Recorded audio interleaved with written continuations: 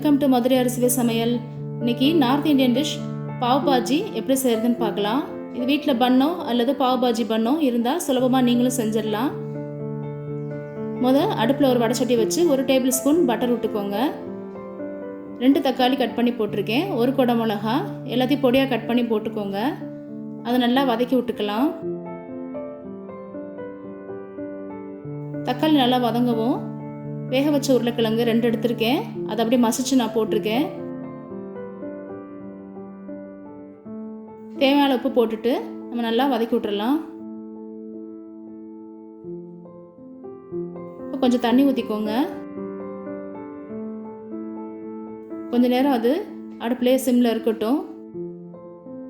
இப்போ 5 நிமிஷம் கழிச்சு நம்ம திறந்து பார்ப்போம். இப்போ அதை நல்லா ஸ்மாஷ் பண்ணி விடுங்க ஒரு கரண்டியில். அடுத்ததாக 2 டேபிள் ஸ்பூன் மிளகாய் பொடி போட்டுக்கலாம். அதை நல்லா மிக்ஸ் பண்ணி விட்டுருங்க. பாவ் பாஜி மசாலா 2 டீஸ்பூன் போட்டுக்கலாம்.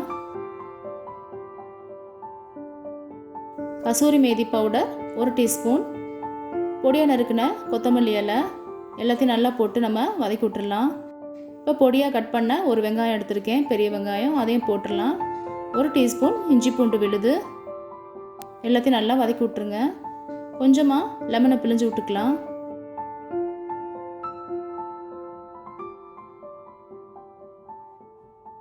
எல்லாத்தையும் நல்லா மிக்ஸ் பண்ணி விட்டுடலாம்.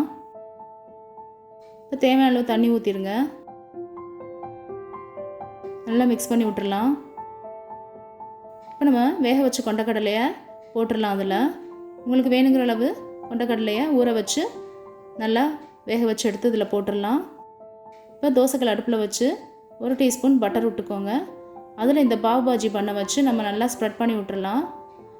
கொஞ்சம் லேசாக நம்ம ரோஸ்ட் பண்ணி எடுத்துடலாம். அதை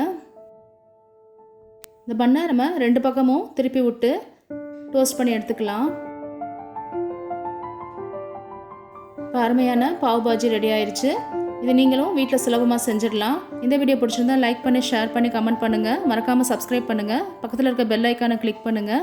அப்போ தான் அடுத்து நான் போகிற வீடியோ உங்களுக்கு ரீச் ஆகும். Thank you viewers.